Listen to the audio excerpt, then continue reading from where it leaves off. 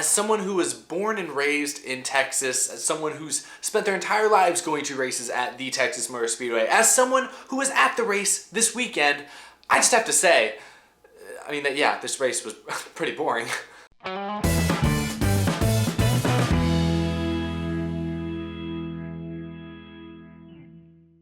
How's it going, everyone? My name is Eric and welcome to Out of the Groove. I'm filming this late Sunday night and with the time change it just feels even later. Just got back a little while ago after a 3.5-hour drive after spending the entire day at the track. I got home, took a shower, turned the lights out, started to get into bed, and then I just then remembered that I had a show to film. Gonna keep things relatively short and sweet because my voice is tired, I'm physically tired, and I don't want to shout too loud and wake my neighbors, on the other side of that wall. But we're gonna talk a little bit about this weekend's AAA Texas 500. I was there in person. I'll have a video coming out in just a couple days that'll highlight all of the highlights of my trip. Got to meet a ton of fans actually, so shout out to any of you guys that came by and saw me in person and said hi, took pictures or what have you. Really, it was an honor. Made me feel like a mini celebrity for a day, and I hope you guys had a good time at the race. It was great meeting all of you.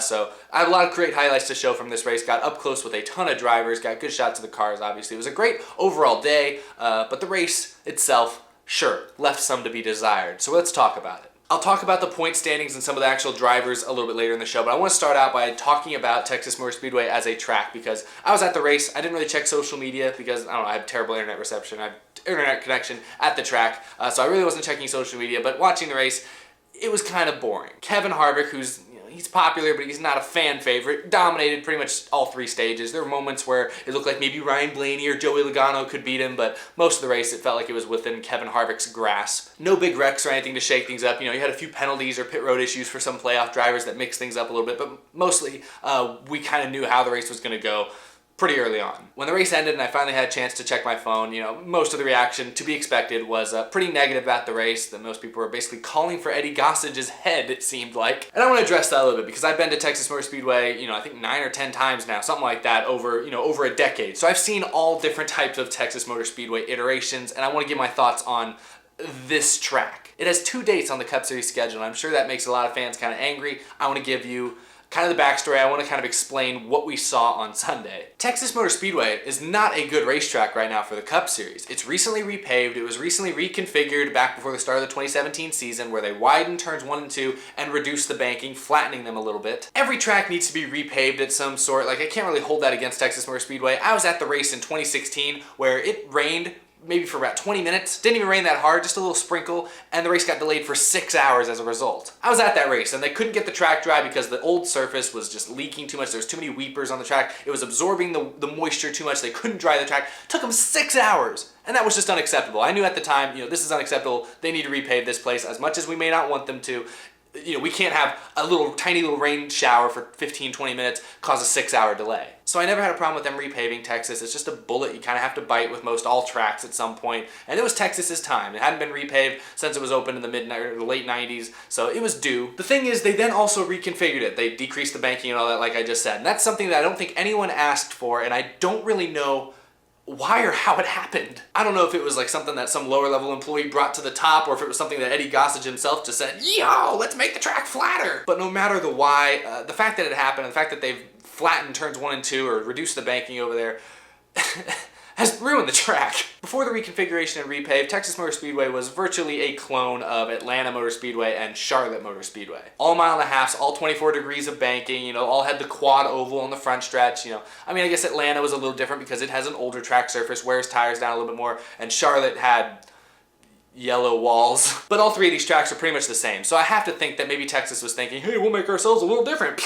Let's flatten turn 1 and 2 for some reason. But like I said, it's ruined the racing, particularly with this current aero package we have that, obviously is very air dependent. It's very dependent on clean air versus dirty air. We've talked about this before. It's not very good, and it really shows how bad it is when we go to a track like Texas Motor Speedway, where it's fast. You're going 200, 180, 190 in the corners, and it's only one groove. So everyone's following the leader. Noses are always dirty. So that's why if you're watching the race on Sunday, you probably saw very little passes, especially very little passes for position, because basically every car in turns 3 and 4 and 1 and 2 were right around the bottom, and the only way you could pass somebody is if the guy in front of you was stupid enough or handling bad enough to slip an inch or two out of that groove, and then, you know, you could get by him. Really, the only car I saw on Sunday being there in person that could actually force passes was Kevin Harvick, and that's, you know, why he was head and shoulders better than the rest of the field. Everybody else, the moment they got within a couple car lengths of the guy in front of them, they couldn't do anything because they were all racing the exact same line. There was no way to get a little bit of clean air on your nose to try and get under a guy. You couldn't use the outside lane to pass. I mean, forget about that. And with very few big wrecks to kind of shake things up and add some drama and stack up the field or allow for any big pit strategy,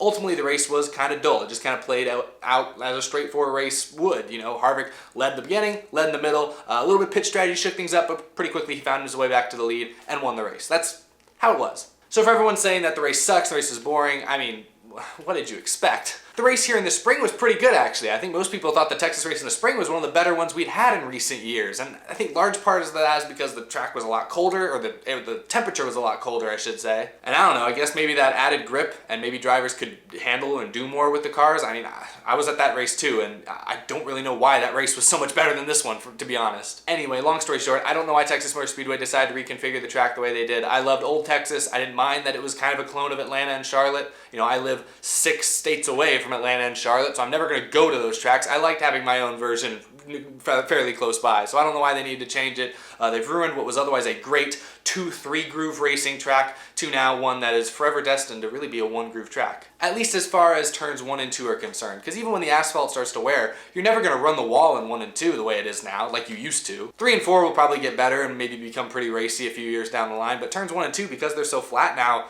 at best, it'll be a 2 groove track maybe, but you know, you're never going to get back the 3 big racing grooves that we had, you know, in old Texas. You know, Chicagoland, we loved that race earlier this year. It was a great, one of the best mile-and-a-half races I've ever seen, because that track's old enough, it's in its prime, you can run 3 grooves there. So you can brace each other, you can defend your position actually. You know, you can change lines if somebody's trying to block you, you know? You have options. Texas currently does not have options, and with this current not so great aero package, it shows even worse. It makes the racing just virtually unwatchable, so race was not great on Sunday, I'll be honest. But that being said, being there in person, it was a lot of fun. I think being in person for a NASCAR race, I've been to some pretty good races and I've been to some really boring races, but I've never come away from a race being disappointed. Like even this race, you know, this race this Sunday, you know, I was not disappointed. Got a great overtime restart. Ryan Blaney almost stole the win away from Harvick. You know, it was kind of fun. You know, I had a good time. I told you this isn't going to be a super long show. My throat is dying on me. But so here's their point standings. Kevin Harvick got the win, if you didn't know that already. He won stage 1, 2, and 3.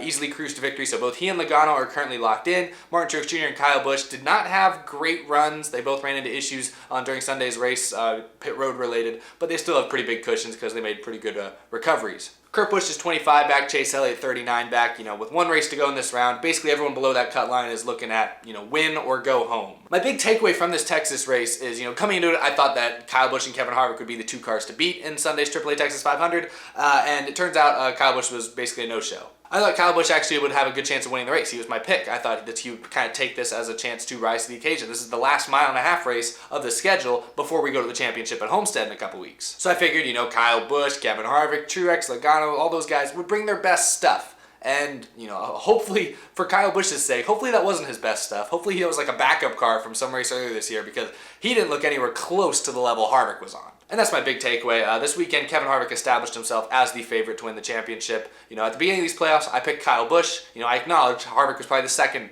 pick. You know, a lot of people pick Harvick for good reason. But in these playoffs, and especially the last couple weeks, and especially after this race at Texas, Kevin Harvick is clearly the favorite to win the 2018 NASCAR Cup Series championship.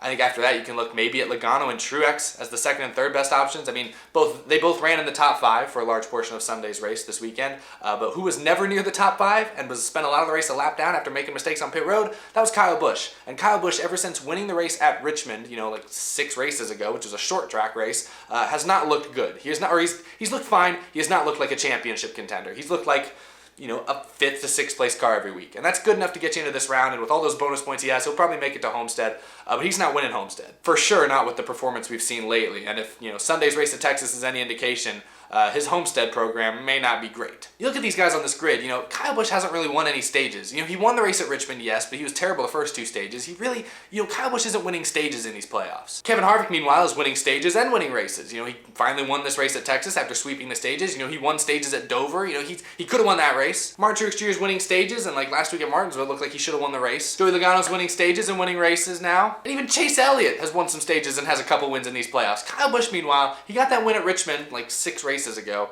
But since then, he hasn't done much relative to these other guys. Like I said, he's been a 5th to 6th place car every race. And that's fine, that's good, that's dandy, that's great, that's grand.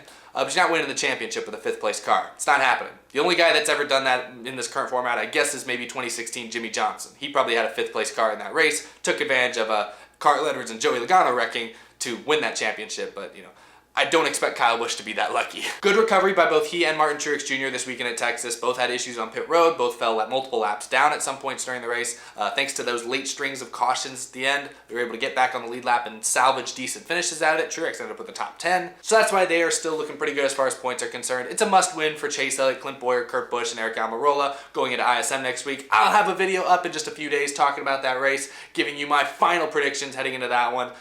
Could get crazy. Texas maybe was kind of a snooze fest for some of y'all, but it was definitely fun in person, and I think it's kind of setting up what's going to be a pretty tense Phoenix race in a few days. I'm excited for it. Hopefully you guys are too. Thank you so much for watching. I have an announcement. I announced this on a stream earlier last week, but I officially now have a P.O. box. So if you want to send me stuff, yeah, the address is down in the top of the description there. You can check that out if you want to send me things. If it's cool, I might start showing them off in videos, maybe do like dedicated mail videos. People send me things. It's just kind of a trial period. I'm going to try this for a few months. So if you want to send me some stuff, NASCAR stuff, and maybe get shouted out in a video because of it, check out the address down below. Thanks for checking that out, guys. Of course, you can always follow me on Twitter or Instagram, or you can become a sponsor of the show, like these amazing people right here. Thank you guys so much for your support. It keeps the show growing, and really, it's just, I can't thank you enough. It's amazing. It was great getting to meet a lot of you fans at the track this weekend. I literally ran into at least 20 or so people at the track, which is by way more than I've ever run into before. So it was really awesome. Hopefully you guys, I didn't make you guys feel too uncomfortable. Thanks for saying hi. I really like seeing people, outside of just the comment section on these videos. I like putting faces to people. So hopefully you guys enjoyed that. I know I certainly did. I had a good time this weekend. I have a video in just a couple days. I'll go over, it's like a vlog from this weekend, from the Sunday's Cup race. So expect that coming soon. And then we'll be back to our regularly scheduled programming for the last couple weeks of the regular season. And then the off season hits, and I got some other plans for Out of the Groove and for this channel, but it'll all be NASCAR themed, so I think you guys will stay hopefully pretty entertained. So I'm excited for that. Thank you all so much for watching. Hopefully you had a good one, and I will see you guys in just a couple days. Bye-bye, y'all.